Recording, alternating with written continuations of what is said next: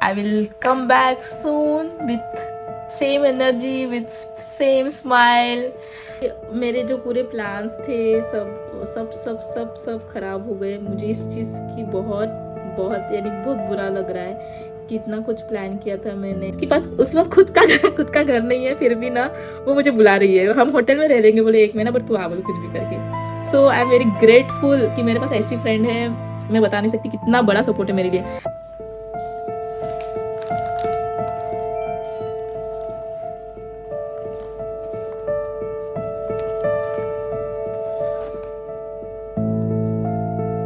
Guys, welcome back to my YouTube channel और मैं हूँ आपकी कंचन पाटिल। तो मैं आज आपको जर्मनी के हेल्थ इंश्योरेंस के बारे में कुछ बताना चाहती हूँ। जैसे कि अभी रिसेंटली मेरा मेरा जो नी है वो ट्विस्ट हो गया था, तो उसके वजह से मुझे अचानक रात में ना बहुत पेन होने लगा। उसमें कुछ टैबलेट्स थे और इंजेक्शंस भी थे जो मुझे हर रोज लेने थे, लगभग 5-6 दिन के लिए।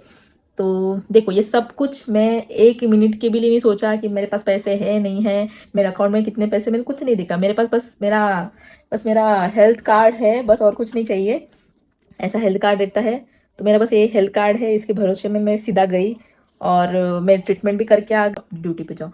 तो मुझे कोई दिक्कत नहीं हुई, मुझे ना छुट्टी में कोई दिक्कत हुई नहीं हुई, ना किसी चीज़ में कोई दिक्कत हुई।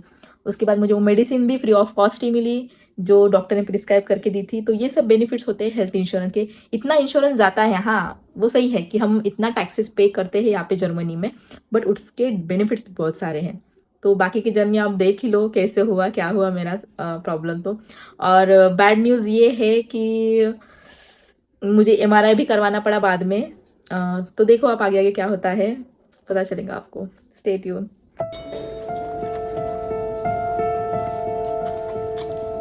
मुझे वो उन्होंने क्रांत मेल्डिंग दे दिया है, ये पेपर दे दिया है। तो अभी मुझे 24 तक छुट्टियां है। मैं समझ में नहीं आ रहा मैं घर में अकेले क्या ही करूँगी, कैसे रहूँगी। सोच रही थी कि फ्रेंड्स के यहाँ पे चली जाओ, थोड़ा रेस्ट भी हो जाएगा, थोड़ा मन भी बढ़ जाएगा। बट मेरी फ्रेंड्स इतनी दूर रहती है कि मैं जा भी नहीं पाऊंगी उनके पास। आईसी भी बुक करती थी, इतनी महंगी आईसी है, क्या ही बुक करूँ यार। मैं समझ नहीं आ रहा। 3 घंटे मुझे ट्रैवल करना है, एटलीस्ट मुझे 4 घंटे का तो भी ट्रैवल करना ही पड़ेगा अगर मैं किसी के घर पे शिफ्ट होती हूँ तो। क्या यार, क्या संकट आ गया है। ऐसे समझ ऐसा लग रहा है मुझे कभी इंडिया चली जाओ, कभी लग रहा है फ्रेंड्स के यहाँ पे चली जाओ। मेरी फ्रेंड्स अलग से परेशान हो रहे हैं, अकेले कैसे मैनेज कर रही होंगी खाना पीना सब कुछ। ठीक है, थोड़ा बहुत चल लेती हूँ सब, क्योंकि सपोर्टर लगा है ऑलरेडी पैरों को, तो इतना तो चल लेती हूँ मैं। खाने वाने का बस इंस्टेंट जो जो बन सकता है मुझसे बस वो खा रही हूँ। बट अमेजिंग बात है ये कि मुझे कुछ भी दिक्कत नहीं हुई ट्रीटमेंट में। मैं आराम से, उस दिन सैटरडे संडे था इसलिए मैं हाउस आर्ट्स के पास नहीं जा सकती थी। तो इमरजेंसी में मैं नोटफाइल स्टेशन पे गई, यानी कि इमरजेंसी डिपार्टमेंट में गई हॉस्पिटल में। वहाँ पे सीधा मुझे चेकअप करवाया उन्होंने, तभी के तभी इंस्टेंट मुझे ये बेल्ट दिया, बेल्ट पहनाया। उसके बाद मुझे मेडिसिन लिख के दी, फिर मैं वो मेडिसिन के पर्ची लेके मैं अपोतेक गई, यानी कि मेडिकल गई। मेडिकल में भी मैंने बस चिट्ठी दी, उन्होंने मुझे मेडिसिन दी मुझे।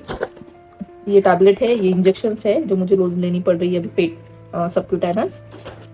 तो मेडिसिन भी मुझे फ्री ऑफ कॉस्ट में मिले, मुझे 1 रुपया भी पे नहीं करना पड़ा, ना मुझे बेल्ट के लिए कुछ पे करना पड़ा, ना किसी चीज़ के लिए पे करना पड़ा। तो ये होते हैं benefits of health insurance. Health insurance है तो आपको पैसे की नीडेड नहीं होती, आप आराम से बिना टेंशन के कि मेरे जेब में पैसे है नहीं है, फिर भी आप जा सकते हो ट्रीटमेंट के लिए। So it's good thing. That was my first experience in Germany related to health insurance. I hope सब ठीक से जल्दी जल्दी मैं रिकवर हो जाऊँ, जल्दी जल्दी मैं फास्ट रिकवरी करूँ, मैं ड्यूटी जा सकूँ, क्योंकि मैं ऐसे घर में बैठे बैठे मैं सड़ जाऊंगी, मैं कुछ नहीं कर पाऊंगी। मैं पागल हो जाऊंगी घर पे बैठे बैठे, मुझे नहीं बैठना है घर पे। Let's see, stay tune. और ये बात तो मैंने मेरे घर पे बताई नहीं है एक्चुअली कि मुझे ऐसा कुछ हुआ है। क्यों मीन्स कैसे, इसलिए नहीं बताया कि फालतू का टेंशन लेते थे कि कैसे करेंगे, क्या करेंगे, क्या खाएंगे, क्या पिएंगे। उससे अच्छा मैंने बताया ही नहीं। और जब तक ये वीडियो पहुंचेगा उनके पास, तब तक तो मैं पूरी कंप्लीटली फिट हो चुकी होंगी ऑलमोस्ट, मुझे पता है। क्योंकि इतनी ज़्यादा इंजरी है ही नहीं एक्चुअली, तो मुझे पता है मैं ऑफकोर्स मैं थोड़ा रेस्ट करने के बाद अच्छे से ठीक हो ही जाऊंगी। बट स्टिल इन केस अगर ये पेन रहा तो मुझे एमआरआई निकालना पड़ेगा, जैसे मुझे डॉक्टर्स ने बोला है। Let's see.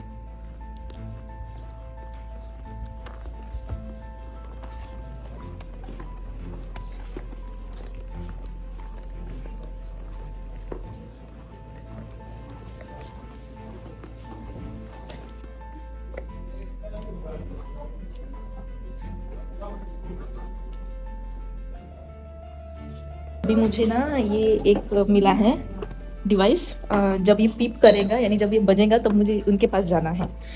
तो मेरी फाइल तो बन चुकी है, अभी देखते हैं। अभी मैं वेट करती हूँ, रुकती हूँ यहाँ पे वेटिंग एरिया में, वेट करने के बाद बचा है।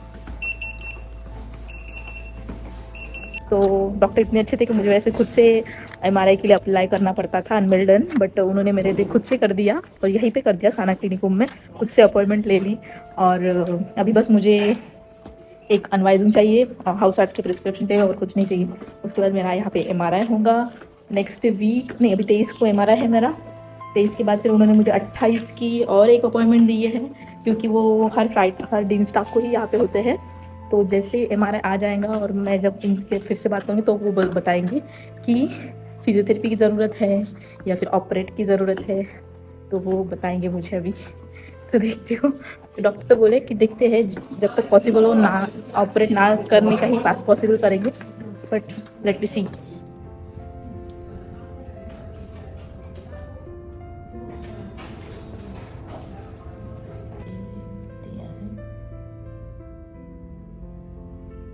मेरा एमआरआई हो गया है और मुझे उन्होंने ये पर्ची दी है जिसमें क्यूआर कोड भी आएंगे बोलते हैं और रिजल्ट आने में, और ये मुझे आर्ट्स को देना है बाद में, तो शायद वो चेक करेंगे, इस पर शायद से रिजल्ट आना है भी। हॉस्पिटल के बाहर इतना सन्नाटा है ना, आपको क्या बताओ कि कोई दिख ही नहीं रहा है मुझे। देखो कोई भी नहीं है। हमारे यहाँ पे होता है कैसे हॉस्पिटल के बाहर कितना कितना ये होता है, क्राउड होता है।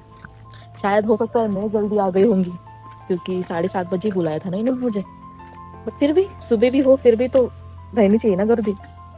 देखो कुछ भी नहीं, कोई भी नहीं। सो अभी मुझे एमआरआई का रिजल्ट तो मिल गया है, अभी देखती हूँ मैं क्या बताते हैं डॉक्टर।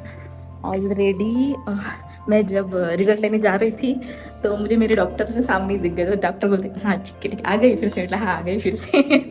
अभी डॉक्टर भी पहचानने लगा है मुझे। सो आई होप फॉर बेस्ट। अभी ये मुझे वो रुकना पड़ेगा, ये जब पीप होगा मुझे जाना पड़ेगा। So hope for best.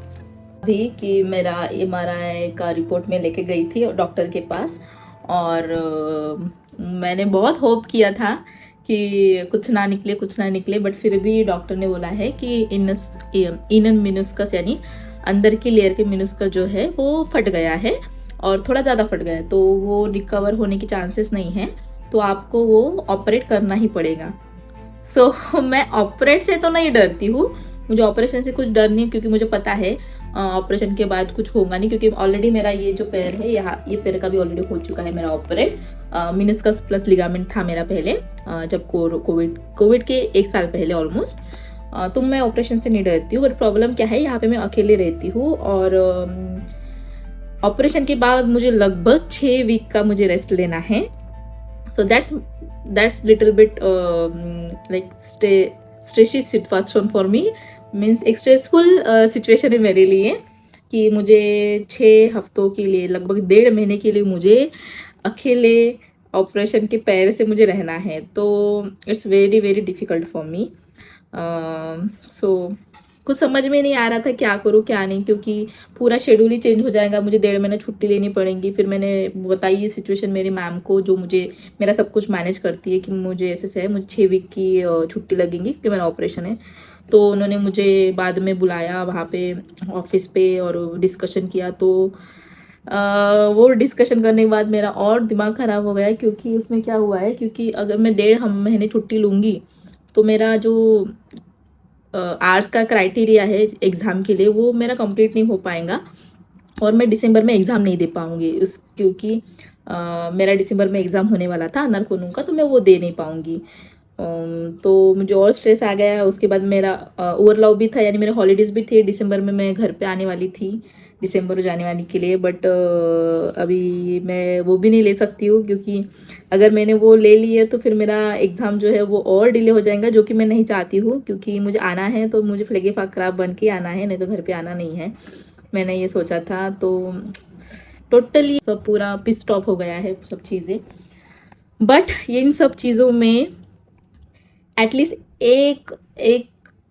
एक पर्सन है यहाँ पे जर्मनी में जो मेरे लिए ऑलवेज ऑलवेज अराइज बार ऑलवेज मेरे लिए रेडी होती है। मैंने ये सिचुएशन मिताली को बताई कि मिताली और मैं तुझे अकेले नहीं रहने दूंगी, क्योंकि मेरा जो फ्लोर है वो चौथे पांचवें फ्लोर पे है और मेरे यहाँ पे लिफ्ट नहीं है। एक्चुअली लिफ्ट का प्रॉब्लम है, लिफ्ट ही नहीं है हमारे यहाँ पे।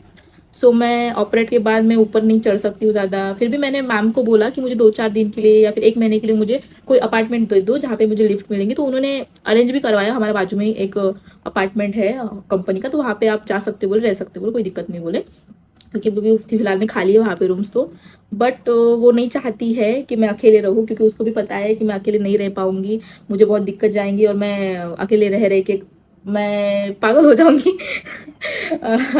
पागल हो जाऊंगी, इसको पता है। तो उसने मुझे बोला कि तू कैसे भी कर, कुछ भी कर, आईसी बुक करनी है आईसी बुक कर, फ्लिक्स बुक करनी है फ्लिक्स बुक कर, नहीं तो कार कैसे भी कर, बट मेरे यहाँ पे आ। मुझे नहीं पता, भले ही देखो उसकी भी सिचुएशन इतनी अच्छी नहीं है फिलहाल में, वो भी अपना रूम चेंज करिए तो उसको भी घर मिला नहीं है एक्चुअली।